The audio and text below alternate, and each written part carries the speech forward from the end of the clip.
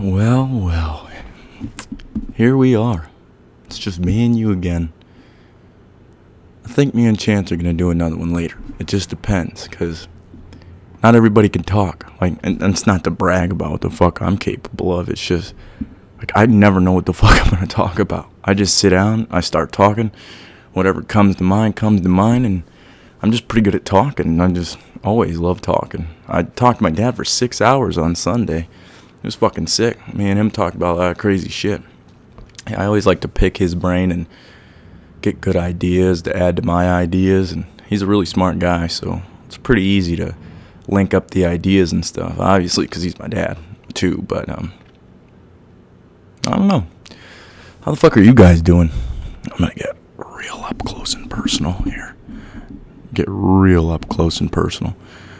So, what do we talk about first? Let's talk about... I just was listening to this podcast before I got on here. And I look like shit. I just got out of the gym, smell like shit. Didn't shower after work, obviously. People always look at me weird, or maybe that's just my own brain, but I go to the fucking gym without showering after work because what am I going to do, shower twice? No, I know I smell like shit from work, but I can't just not go to the gym. I need it. It's my medicine. It keeps my brain intact. Because without it, I feel like a goddamn crazy person. Got way too much energy, just can't think right. I start to get more anxiety, more depression. That's why I go, because I start to feel like shit if I don't. And if I don't like feeling like shit. I felt like shit this morning, actually, because I was fucking scrolling on Twitter for 2 hours yesterday. 2 hours. I was going to go to bed an hour. I was going to scroll there. I didn't have a set plan. I just wanted to go to bed at 8 o'clock. I told Chance, I'm going to bed at 8 o'clock. He's like, what the fuck? And that's probably what kind of made me stay up, to be honest, because I'm like, well, he's looking at me like I'm a pussy, so I'm not gonna. But I didn't have that conscious thought, obviously. It's probably subconscious, because I don't like ending the party. I like keeping the party going, even if it's not even a party. Chance and I were just sitting here yesterday, but I don't like ending the party. So I was on Twitter for an hour, look at the clock, 8 o'clock. I'm like, I'm going to scroll for another hour. And so I did. Bro, that was it was not a regret, but it was a mistake for sure. It was not a good idea. Most people sit there and do this now that I'm realizing. Stop scrolling social media. This is not healthy for your brain. It's like fucking...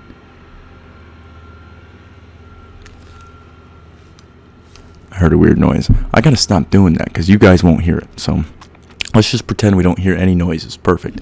I'm glad we're on the same page. So yeah, I scrolled through Twitter for 2 fucking hours. Went to bed at 9 o'clock. And then I dreamt like Twitter, bro. It was crazy. My dreams were fucked. It was porn and fucking naked, or not naked. I was gonna say naked people or naked women at first, but then I'm just porn and dead animals and fucking people fighting. It's literally what I dreamt last night. It's insane because I was scrolling for so long that it just went to my subconscious, and then I fucking went to bed right after. It was like eating a giant meal before going to bed, and I'm woke up feeling what the fuck was that?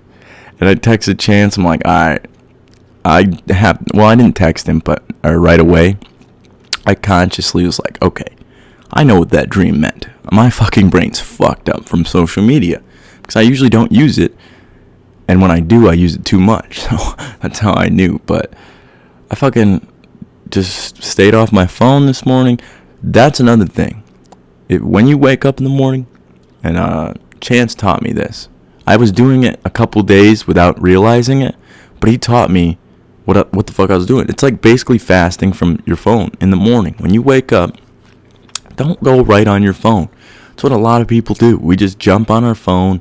We fucking start scrolling immediately, checking all our messages and all this shit. What Chance taught me to do, and what I was doing for those 2 days unknowingly, was just turn the alarm off, throw the phone. Just throw it off to the side. And until you leave to turn on music in the vehicle or whatever you got to do, don't go on the phone until you got to go. And I usually wake up about an hour before work. So that's an hour that I'm not going to be on my phone that I normally would be. And yeah, it's kind of your brain's telling you, go on it, tweaking and shit.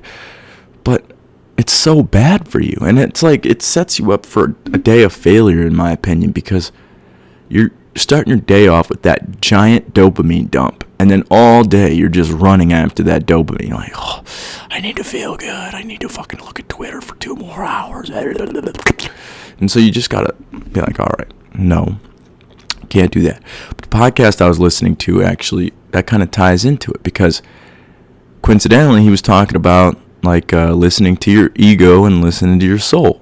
Your ego, you have a certain amount. He was talking about how you have a certain amount of ego power, which your ego is your decision-making part of your brain. It tells you, it's basically like all your habits and reflexes. The things you don't have to think about is your ego. That's what you're doing. Like when you go and brush your teeth in the morning, that's just muscle memory. You don't got to think about that. But there's only so much power to be able to change the way you're thinking. Well, there's only so much ego power to be able to do that for so long, because the other side of that is your soul. Your soul is trying to give you your true self and who you are supposed to be. Your ego is just who you are. That's just like, oh, okay, I know how to do this, and obviously. So you have a certain amount of, I'm sorry I did that. You have a certain amount of ego power, basically, that essentially you burn. That's what burnout and depression is your ego runs out of juice, and then you're like, oh, I can't do this no more. And it's because you're not being who you really were supposed to be. You're just being that reflexive person for all this time. And he talks about how the first half of life is basically just fuck ups. That's how he said it. I don't think he said it like that. He says it's a mistake. That's what he said. The first half of life is basically a mistake, because you don't have enough ego power as a child. You have to build that up slowly throughout time to be able to stop yourself from getting angry towards this person or doing this or doing that. You're basically living on the same circuits that you were as a child. It's a really fascinating podcast. Let me look it up real quick, because it was just released today by Huberman, and it was a really good one. I haven't finished it. I'm an hour and 3 minutes in out of 2 hours and 39 minutes, but it's called Dr. James Hollis, How to Find Your True Purpose and Create Your Best Life. You should watch that. Huberman Lab. That shit's my Huberman Lab. Chance talks shit about me for it, because he's like, this is fucking boring and you suck. But I've always seen myself as like a little scientist, man. As a kid, all I believed in was science. And if it couldn't be proven or tested, I didn't believe in it.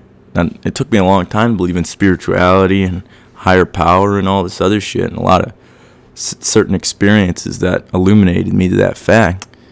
But I was basically a little scientist. I'm like, well, can't be proven, or this is what is the truth, and that's it. But it's not that black and white, because first of all, mainstream science only gives you what they want you to give you. Like, they don't give you everything.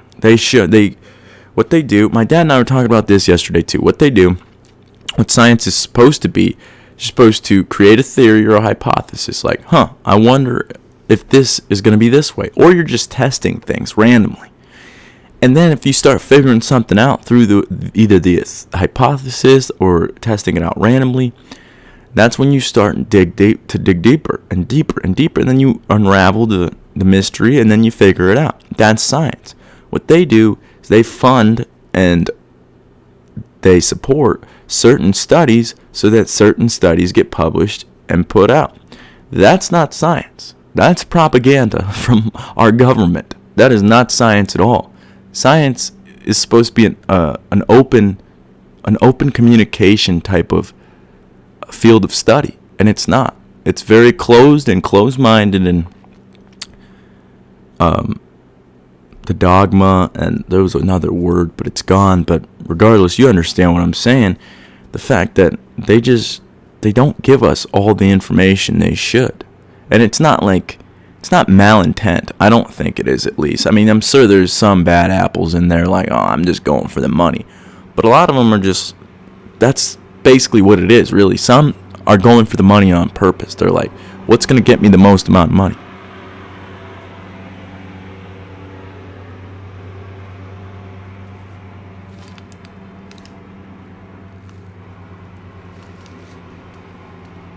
I think some dickhead's mowing outside. What an asshole. Oh well. Hopefully it isn't heard in here, but I doubt it actually, because you don't really hear noises. Why am I still talking about the noises I hear? I get very distracted very easily, if you couldn't tell. That's why I have to work on my discipline and my focus and all this shit. Ooh, I do have a Zen though, so we could lock the fuck in, boy. Me and you locked together. But what were we talking about? We were talking about... Oh yeah, so when you follow your soul, you don't get tired because you're not burning out. You're not doing something that you're not supposed to be doing. You're doing what you were made to do, and that's why you don't burn out from doing it. I mean, yeah, you might get tired, you might need a long recovery or something like that, but you're not burning out completely to where you hit like a wall of depression and you're like, oh, fuck, what the fuck do I do? And the reason, it's pretty interesting. Huberman's a neuroscientist and ophthalmologist, which means he studies the eyes, which is basically a neuroscientist, because if you didn't know this, I found this out by listening to him.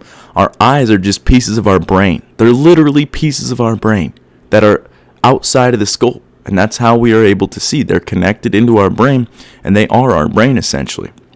And that's why he's a neuroscientist and ophthalmologist, because he has to study both in order to get the full picture. And then the other guy, I don't know what the fuck he does.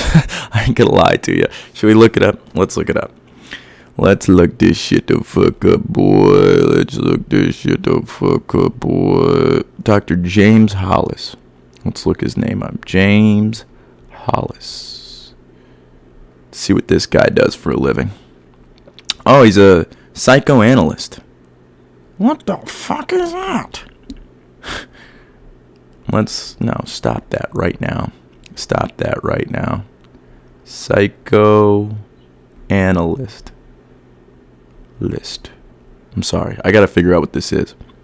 Psychoanalysts work to help people get to the root of their problems by listening to them in new ways and paying attention to people's memories, fears, dreams, desires, and feelings about relationships so they can understand how these events are important in their lives. They're a therapist. He's a fucking therapist. Why the fuck didn't they just say that? We're going to look that up next. What's the difference between a psychoanalyst and a therapist? That's not what I wanted. No, they can... Psychologist, psychoanalyst... I'm sorry. After obtaining a graduate's degree, many therapists choose to continue extensive training in particular modalities such as psychoanalysis. These professionals study the work of Freud. Oh, Freud. He's I think he's a writer, actually, among other notable psychoanalysts. Oh, I'm sorry. I'm down a rabbit hole now. I have to look at this shit. I gotta look at who else is popular psychoanalysts. Sigmund Freud. He's a author, psychologist, psychoanalyst. B.F. Skinner, Jean Piaget, whatever the fuck that says. Yeah, I only know Freud. Carl Jung, actually. Carl Jung's really influential, and he's a really intelligent guy. Jordan Peterson, actually, he quotes him a lot. So those two I only know. I ain't gonna lie. I didn't even know they were psychoanalysts. I thought they were authors. Apparently you can be both. Well, I guess that's what an intellectual is. What were we even talking about? How did we get onto that? Oh yeah. So both these guys give pretty fucking good explanations and descriptions of what they're talking about, and they explain it in a way. Well, this is how Chance explained it to me one time, and I've never forgotten it since he's told me. The way you can tell the difference between an intelligent person and a dumb person. Or an intelligent person, if you've ever listened to them, like a doctor, scientist, any of those motherfuckers, they take a complex subject, they dumb it down so anybody can understand it. That's how you know they're intelligent. But then, the dumb people are the complete opposite. They fucking take a complex, they take a subject, not the hiccups. They take a subject, and they make it so complex that nobody can understand it. I hate that I get the hiccups from these things. But so they take a subject and make it so complex nobody can understand it. Hold on.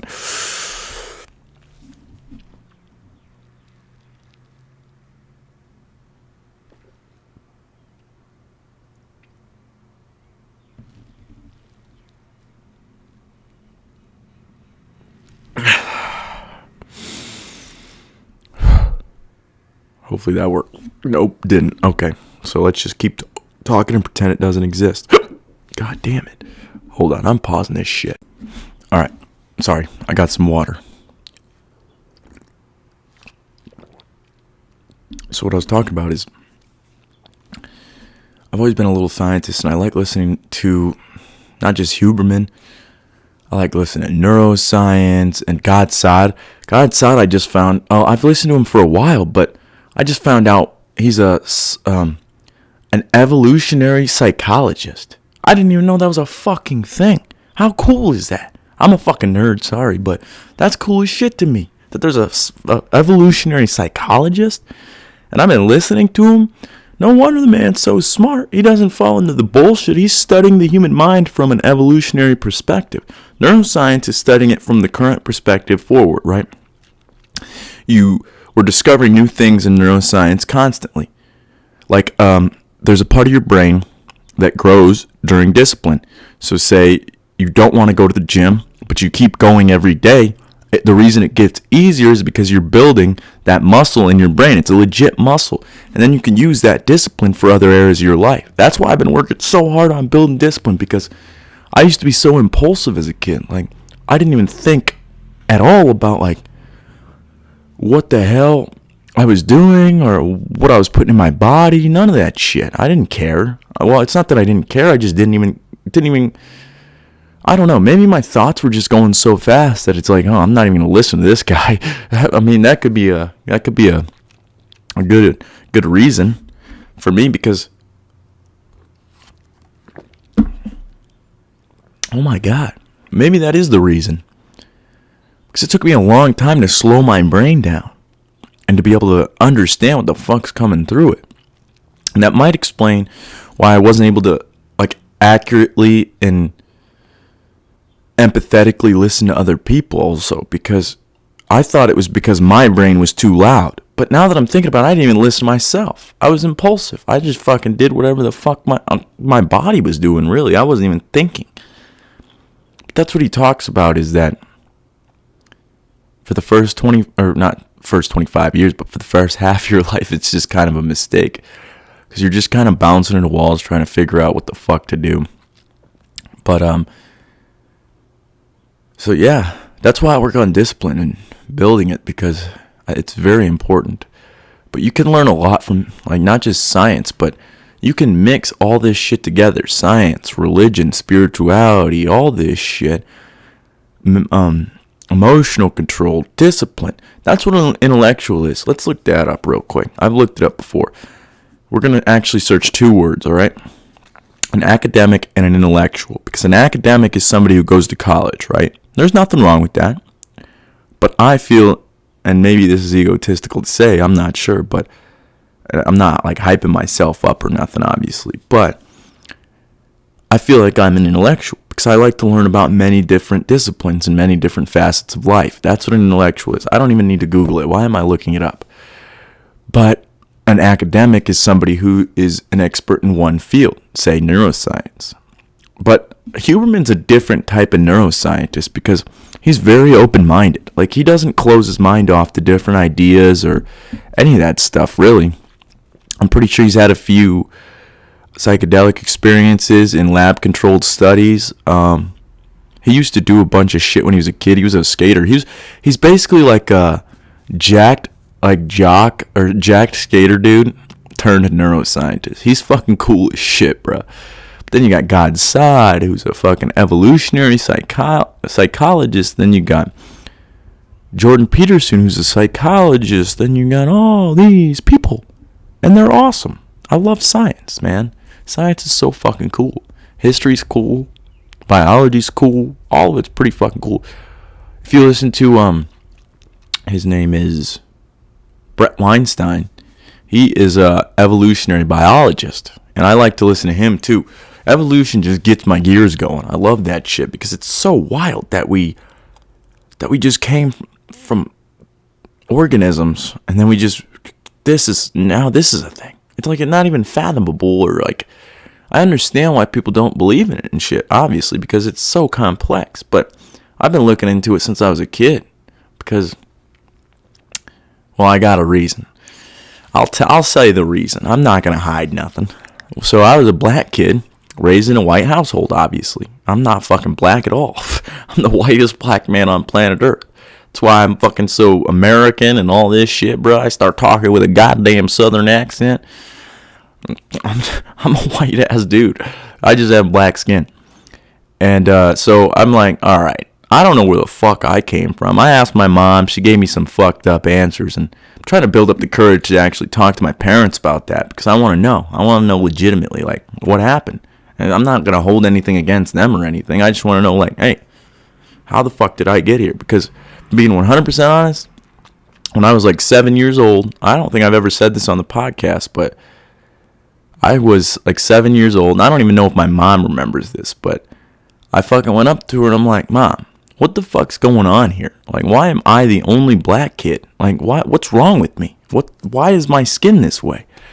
And she's like, first of all, she told me I was a rape baby, which is like kind of crazy to tell a 7-year-old. And then she told me I was supposed to be aborted, which is another crazy thing to tell you a fucking 7-year-old.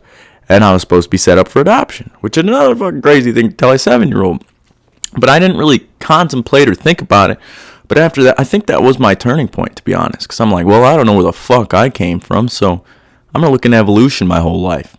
Well, not my whole life, but I just was diving into where humans in general came from. Because I'm like, I don't know where I came from. And I figure out all of us came from Africa. We slowly went up and down and all around. And now we are on the planet. And now we're here. But I actually wrestled with that shit for a long time. It wasn't when I was like a little kid. It didn't really bother me then. That's why I talk about how like kids don't really have memory. Because they have memory. But they don't really have access to it, it feels like. Because they have access to the present moment memory. Like, oh, I'm fucking hungry. But that's kind of not even memory. That's just bodily feelings and sensations and stuff. I feel like they don't have like much of a memory bank because they're little. They don't like... Maybe that's the thing. Maybe you have to build up a memory bank in order to access it. That's my theory or hypothesis at least. But, and when I turned like 13, 14, 15, and my parents split up, bruh, I started to think about all of it. And that's when I started to get into pills and drinking all the time and doing other stupid shit and being retarded. Well, that never changed, but yeah. But I'm trying to build up the courage. I don't even remember what the fuck I was talking about before that, but I'm trying to build up the courage to talk to my parents about that. Because I'm trying to build those connections back up. When my parents split up, I kind of fell off with my brother and my sister and my mom, and I had a grudge against them for a long time. But and that's when I actually built a super strong relationship with my dad, and goddamn, I love that man. He's a fucking amazing person. We all have our mistakes and flaws and all that shit, but overall, he's an amazing guy. And I respect the shit out of that man. Hopefully I can be half as good a man as he is, but my mom, I'm trying to rebuild those relationships because as like a kid, when they did split up and I wasn't talking to her for all those, well, it was only a few years because I'm only 20 now. It was when I was 13, so what, 7 years? It wasn't that long, but for a kid, it feels forever. You know what I'm saying? And I would always think about like, what if she just passed away and like I still had this grudge against her and I didn't want to. I was always questioning myself, like, would I go to the funeral? Would I do this? Would I do that? And it kind of fucked with me for a long time. I never wanted to be away from them. It's just I had this bullshit in my head that I had to. Like, oh, they fucking turned on you, so you got to turn on them. Fuck no. That's why I'm trying to rebuild the relationships. Just because people disrespect or hurt you in some way does not mean that you should cut them off completely. Because what if you could have built the relationship back up and spread more love around through Because when you're just cutting people off and holding grudges and judging people, all you have is hate. And it's not hurting them. It might if you say some bullshit, but the majority of the time that hate and the grudge and the resentment is just boiling inside of you. You're like a pot that's been on the stove for too long, and eventually all the water boils out and you just can't no more. And either you freak the fuck out or you figure it out. I mean, and I did both. I think everybody has to do both. That's another thing they were talking about on that podcast, is that it's usually usually a rough experience that makes you start to question yourself and get out of that egotistical mode of thinking, because most of us don't want to look at ourselves as bad, or like, not necessarily bad, but look at ourselves in a negative way, like, oh, I fucked up this part and I'm stupid here and I don't know how to do this and this and this and this. Most of us don't feel comfortable. Almost choked on Zin fucking spit. What the hell? Most of us don't feel comfortable like being within ourselves and looking at ourselves like that. And I'm not going to say that I was either. Like, it took a long time and a little bit of mushy, not a lot. All right. No, but it takes a long time. And you got to learn to fucking look inside yourself. He was talking about how that's what an adult is. Just because you have a big body doesn't necessarily mean you're an adult. You have to start taking responsibility for your actions and what you do and how you interact with this world. And yes, this is his saying, not mine. Yes, the outside world is influencing you, but you have to take responsibility for your actions, whether they be good or bad, from that influence. And that's how that takes a lot of self-introspection and a lot of mindfulness, because you got to watch your thoughts and figure out, why am I thinking this way? And is it really helping me to do this stuff? That's why I quit cigarettes, but I still cave every once in a while. The chances, cigarettes, they're pretty good. I don't know why I keep looking at the computer. I'm going to start turning that motherfucker, to be honest, because it's just a big distraction. What else can we talk about? Well, I got a couple thoughts that my dad shared with me that was pretty fascinating.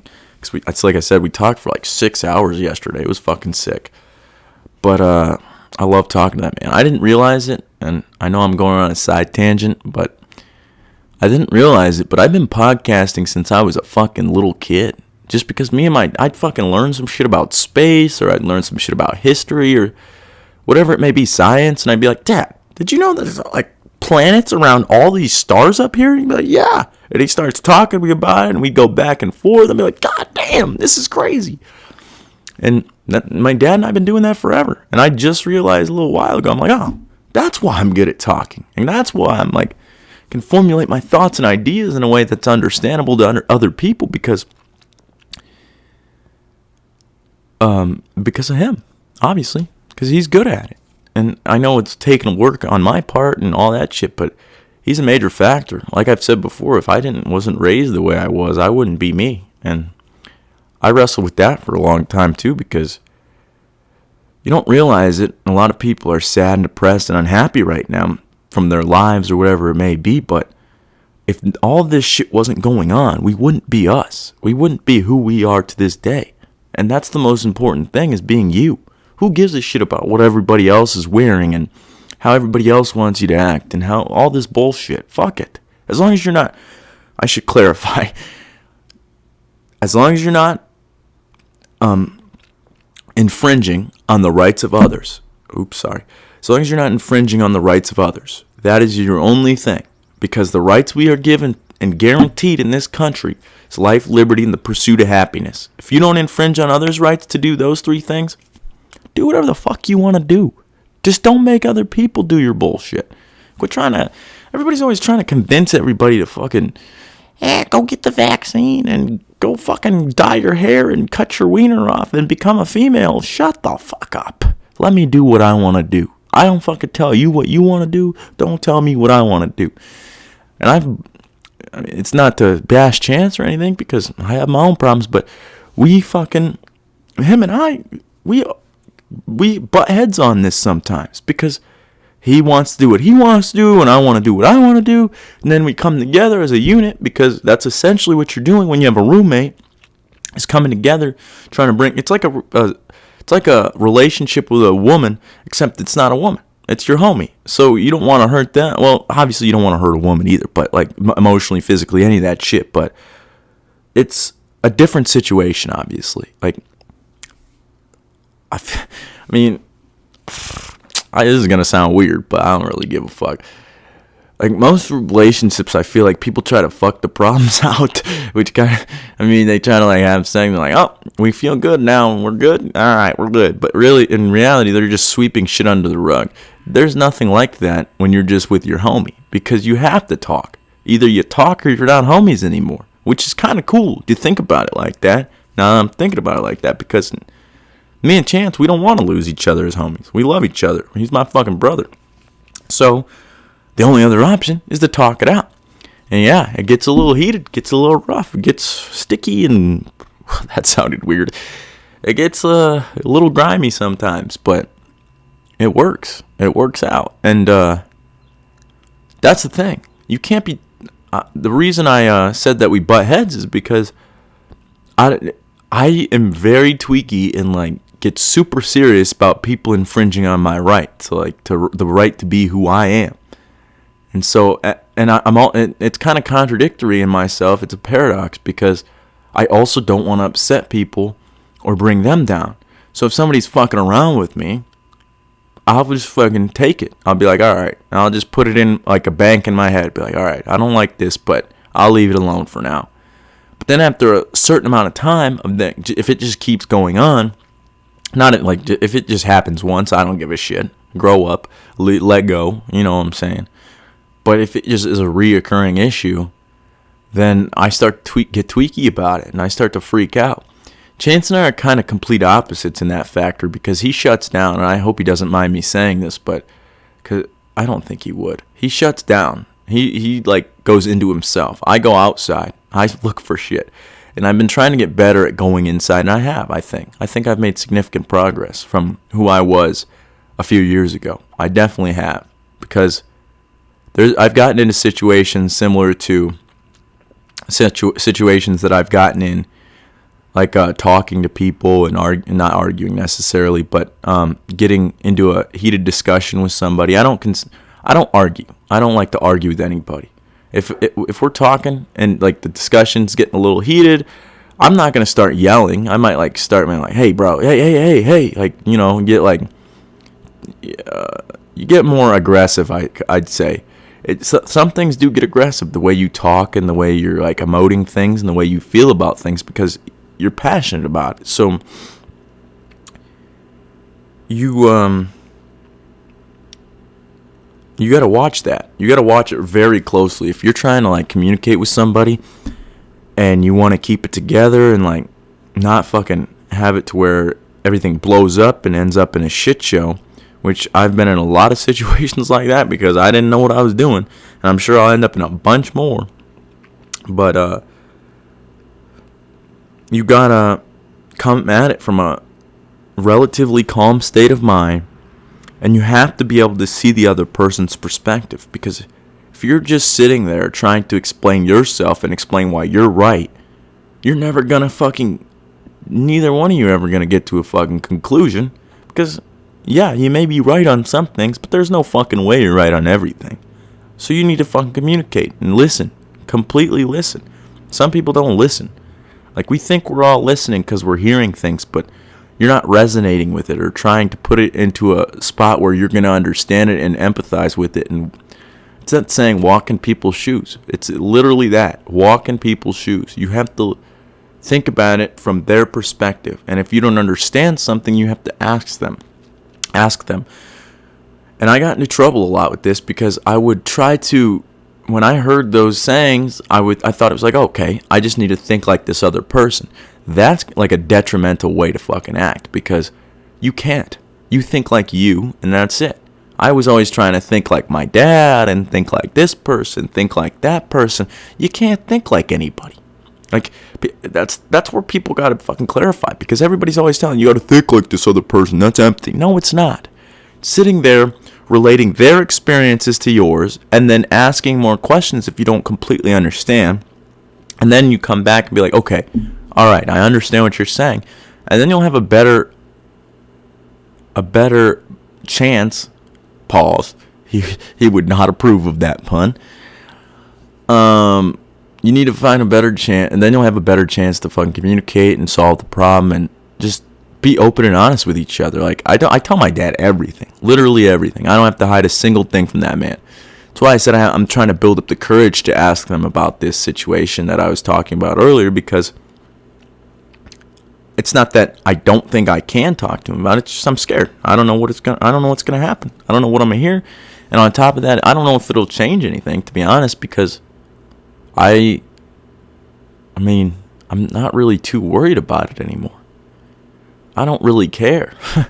Like, I don't care about where the sperm came to make me. That doesn't matter to me at all. Like, I'm here. Like, even if I learned, oh, this happened, it wouldn't change a goddamn thing, because I love my dad. And I'm trying to reconnect with my mom. I do love her. I do love my siblings. I love everybody. But some people you just got to take your time with, and you got to connect with them in, like, a slow manner. Like, other people, like Chance or my dad, I can connect with pretty rapidly, pretty quickly, because we have that relationship, and we understand each other enough to where we know our boundaries and what's going to make us angry and all this other shit. And other people, you got to, like, walk on eggshells, it feels like. And I hate doing that, man. I fucking hate it. Because walking on eggshells, it's literally what I was just talking about. You're not being you. If you're you, you don't have to walk on eggshells. You can say what you want, be who you want to be, and, act how you want to act, to an extent, like I said earlier. But if you're walking on eggshells, then I hate that. I hate it. I hate it. I hate it. I hate it. That's all I can say about it is I hate it. Dude, you guys fucking know I talk too much. That's the whole reason I'm doing this thing. But if I couldn't say what I want to say, that's why I get stuck and I'm like, should I say that? No, I'm going to fucking say it, because I don't really care. I don't care. Like, I'm not doing anything. I fucking smoke some weed sometimes. I fucking eat some mushrooms sometimes, but I'm not doing anything fucking other than that. Like, and I don't do it to the point where it's going to be a problem. I watch myself. I'm a fucking responsible, let's calm down here. I'm a semi-responsible adult.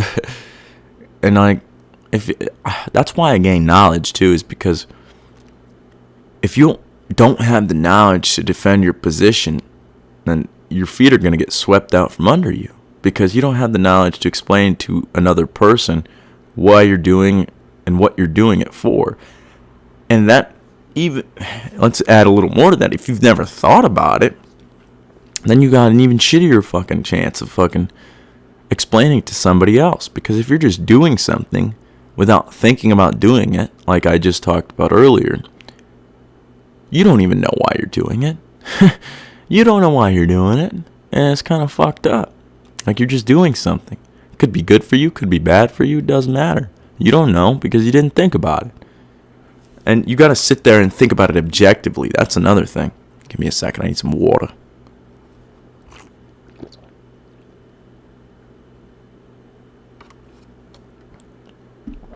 You got to look at your thoughts as if, Joe Rogan always says, as you look at your thoughts as if you're talking to a friend, which is a very good analogy, because if you're talking to your friend, you're not going to fucking go hard on them like, hey, you're a piece of shit, I don't like you anymore, all the fucking bullshit you tell yourself. Like, there's nobody meaner to ourselves than us, because we know everything about ourselves. We know our flaws, we know our fucking strengths, we know where we're lacking, where we're lazy, how much energy we have, how lazy I already said that. You know what I'm saying. That's why your brain gets so tricky too, and why discipline building and all that shit is so hard, because nobody knows you better than yourself. So nobody's going to trick you better than you trick yourself. Like, oh no, I gotta fucking smoke, or I gotta drink this fucking alcohol, because if I don't drink it, who will? And then you're like, all right, let's fucking get drunk on a Tuesday. I don't give a fuck. Then you drink the whole bottle, and then you don't wake up for work, and then you're like, fuck. And yes, I've done that. That's why I'm saying it like this. It was not recently, but I've done it. Because it's too easy to go off the deep end. Especially if you... and I've been realizing this lately with like the cigarettes and all this other shit. Building discipline, it's so hard because if you even give in a little bit, just a tiny bit to your brain, like, oh, I guess I'll fucking indulge a little bit. You're giving your brain a scapegoat. That's like saying, I'm going to try. You're not going to try. I mean, you might, but that doesn't mean you're going to succeed. Maybe you try one time and give up. You shouldn't say, I'm going to try. You should say, I'm going to do it. I'm going to do this thing. Even if you fail the first time, fail the fucking million times, you got to do it. So you just say, I'm going to do this. And then work on it. And over time, if you continue to work on it and incrementally through your failures, you're learning different ways in which you can succeed. Because that's what failure is teaching you. Oh, this way did not work. Let's try it again another way. Oh, that way did not work. Let's try it again this way. Let's try it this way. Let's try it this way. And then one of the ways could work. And if you give up at any point, it could have been that next try. You never know. That's why you just got to keep trying. You can never stop trying because life's too unpredictable. You can't really predict what's going on. That's why I don't really like making plans because, yeah, you can make a rough outline of what you want to do and who you want to be and all this other shit. But if you make a solid plan, like I'm going to fucking graduate from college in 2 years. I'm going to do this in another year. And I'm going to do this in another year. And by then, I'm going to be rich. It's not going to work. No. Because it's like when we go to school and they tell us you got to graduate high school, go to college, fucking get a good job, get a house, and raise a family. It's the same thing. No, that's not going to work. That's not life. That's like 5 things you're putting in your life. You need to figure out what else you're going to be doing. We have fucking almost 100. So there's a guy that I seen the other day. I think he was like 120 or something. 106 years old. Probably 106. He was like 106 years old. Dude just fucking dove into a lake and started swimming. And he's 106. There's no fucking excuse. Like, we hold ourselves back. And that's where that self-sabotage comes. And we fucking fuck ourselves over so bad. More than anybody else could ever fuck us over. We fuck ourselves over. Because we're not reaching our full potential and who we can be. Like, another thing I wanted to talk about now that we're talking about potential.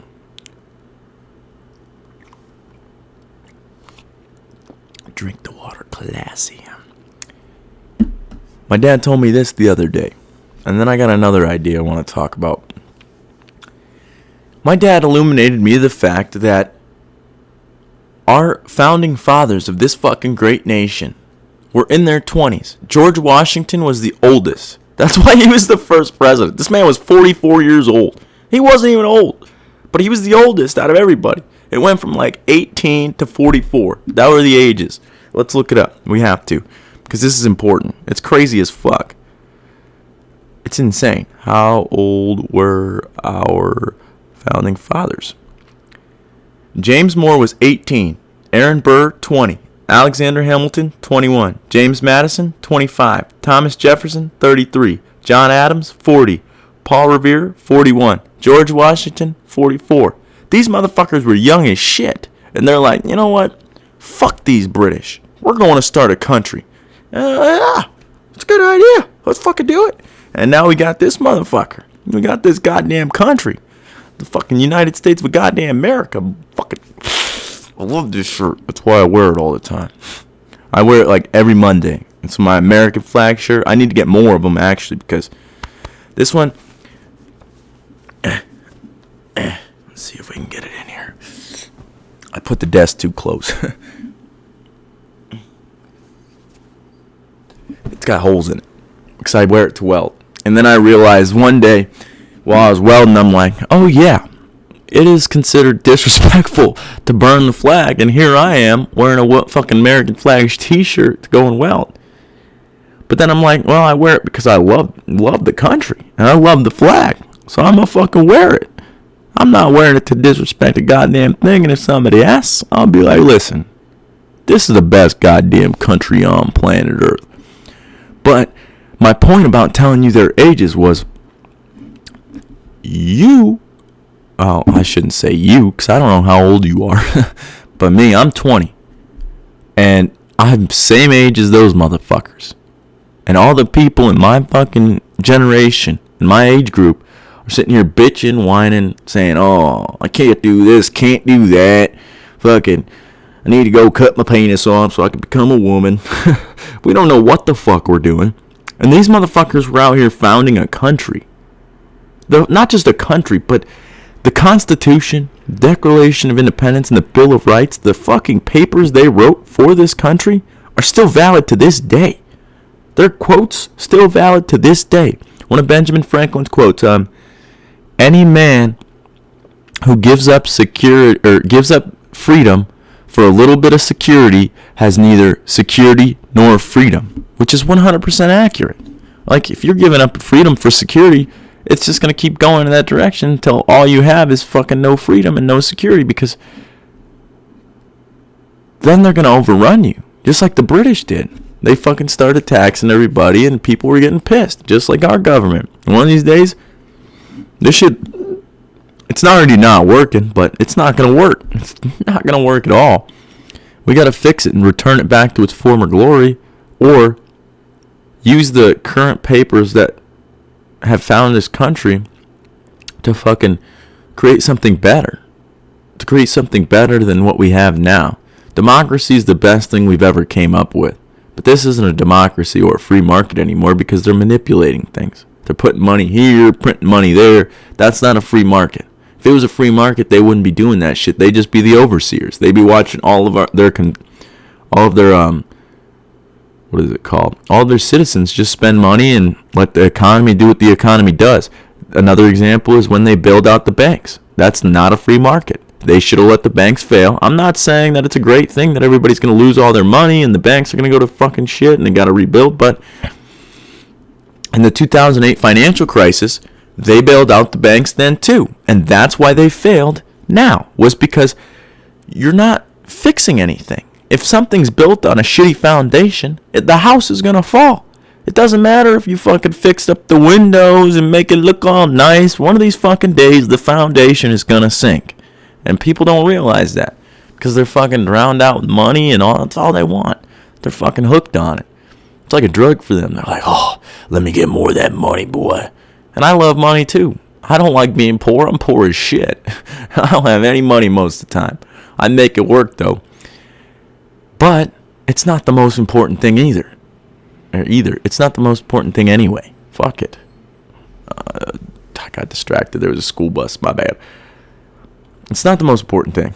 And I know people know that and say that, but you got to feel it. Like I don't know if I've said this actually, but I've been realizing it lately that there's a difference between knowing something and actually feeling it. Like, you could know something for years and years and years, but until you actually sit there and feel that knowledge within you, like, oh my God, that's why it is this way. That's when you really realize something and really are starting to change yourself. But if you just have the knowledge in your head, you're not doing anything with it, but you just sit with it, what's that going to do? That's like fucking taking a shit in the toilet and not flushing it. You just got shit in your toilet. You don't have a fucking clean toilet, none of that shit. That was probably a bad analogy, but another idea I want to talk about, it kind of blew my mind to have this perspective. That's why I want to talk about it. My dad he used the analogy of humans on Earth aging as we get older. He used the analogy of astronauts, essentially, that our bones and muscles and all that shit is deteriorating. And then I started thinking about it, and that's really what it is. We're just like earthly astronauts that are deteriorating through time rather than space. If we go into space, we'll deteriorate faster, but we're just deteriorating throughout time, so we are kind of like earthly astronauts, and it's kind of fascinating. Kind of fascinating to think about it that way, because it's like a crazy perspective I've never had in my head before. Because like when you go into space, your muscles are your bone density, all that shit starts to deteriorate as if you're an old person. because our bodies aren't built for that atmosphere because of the lack of gravity. And on here, gravity is through time is deteriorating us. Our muscles and all that shit just starts to give out because we can't hold on no more, and it's kind of crazy. It's crazy. I've always wanted to be old. I don't know why. Maybe that's why I learned so much. I don't want to be old like physically. I want my body to be maintained for as long as possible, obviously. But as like a kid, as like 7 years old, I remember like wishing on a star that I was 17. And I wanted to be 17 just because I wanted to be an adult. Nobody listened to me, I felt like, and all that other shit. So it's like, if I was just an adult, which 17 is an adult, that just shows how dumb I was as a kid. But I wish to be that age because it was so close. I'd be like, maybe people will finally respect me at that age. But it's not an age where people start respecting you. You have to gain the respect. You have to deserve it. Not everybody should be respected. A lot of people don't even respect themselves. And that's why you shouldn't just blatant. Like, you should respect everybody. I should take that back. You should respect and love everybody, or at least try to. But if somebody doesn't respect and love themselves, it's kind of hard to fucking love and respect them, right? So, what was I talking about? Oh, yeah. And then, when I got to 17, I'm like, Jesus Christ, this is the worst age you could ever be. Because you're like halfway in between an adult and a child. People still treat you like a child, but they also want to treat you like an adult. You're like, well, I don't know what the fuck I am. And you want to treat me this way in these situations, and this way in this situation. Which my dad never really did, which was pretty awesome. He was like, if you want to be an adult, I'll treat you like an adult. That's it. You want to be a kid, I'll treat you like a kid. He's like blatant. My dad's pretty blatant. It's this way or that way with him. It's not a bad thing. Because a lot of the things he knows is pretty fucking accurate and smart. So I love that man. I don't want to talk no more right now. But I think me and Chance might do another podcast. Hopefully we get some biscuit in him and maybe get some food in him. Get some relaxation in that man. Hopefully we'll do a nice Chancey podcast. Because I want to talk to him. See what the fuck going through his brain lately. He was gone all weekend. We didn't really talk yesterday because I was fucking tired as shit. Because I slept for like 3 hours. Because my dumb ass was drunk. And I like to sit and fucking stay awake and be stupid. Just sit here on my phone for fucking till 5 o'clock in the morning. And then I'm like, oh yeah, I'm drunk and should probably sleep. And then I go to bed. Well, that's not true. I fell asleep right. Oh shit. I fell asleep right here. And I think I spilt my beer on myself. And then I woke up at like 5 o'clock and I'm like, oh my God. And I went to my room, changed my fucking underwear. I went to bed. I'm like, all right, I'll fucking shower in the morning. Then I ended up, actually we could keep talking. Let's just keep talking. It's almost time for fucking Chancey Poo to get home. So either we're going to end it when he gets here or we're going to fucking keep going. We'll see what this man wants to do. But my dad and I went up on the roof yesterday. I don't remember what I was talking about before that. Oh, yeah. I was tired after. It was kind of weird. I wasn't tired in the morning. I felt really great in the morning, actually, off 3 hours of sleep. And that's usually how it is for me because I got ADHD, so I got a few backup generators, I realized as a kid. Like, I would test my ability to stay awake as a child. I think my record as a kid was like 3 days. I just stayed up for no reason. And I could have kept going. I know I could have kept going. I just wanted to sleep because I'm like, I feel weird. And I don't like this anymore. But, so I felt good. And then, I ate some food. Smoked a little bit of J. And then, my dad and I went up on the roof. And I was terrified, bruh. I was so scared. That roof was scary as fuck. But I stuck through it. And I fucking worked through my brain and talked to my dad while I was up there. I was just distracting myself, essentially. I've never been a big fan of heights. I used to do that as a kid. I don't know how. I used to go up on the roof with him as a kid. Because he did construction for 20 years. And I would go up on the roof with him and I'd have no problem going up there. I'd carry bundles of shingles up the ladder. I wasn't scared at all. But for some reason now, I'm not too fond of heights. I think about fucking falling. I'll go up there, and that's why I went up there. I didn't want to at all. I did not want to go up there. But my dad and I, well, he fucking comforted me while I was going up, and I fucking just forced myself to do it. So I was like, I didn't want to be that guy who's like, Dad, I can't do it. Because I knew I could. I was just scared. And so we got up there, and he fucking was up there like it was nothing. Like I said, he did it for 20 years. So it was, for him, it was like another day. He's like, just talking, sitting on his fucking leg. Bro, I was sitting on my ass and using my shoes to keep me up. Like, keep me up the slope. And he was just sitting on his fucking legs like it was nothing. And fucking, we were just patching a small part in his roof. But after I got down from there, my brain was it was in such a heightened state on that roof that I was just drained after. And my dad was too. It was pretty crazy. Like, that kind of labor is insane, and it makes you feel really old and tired, even if you're not old and tired. But I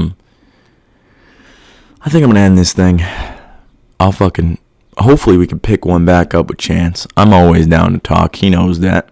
But thank you for listening this far if you did.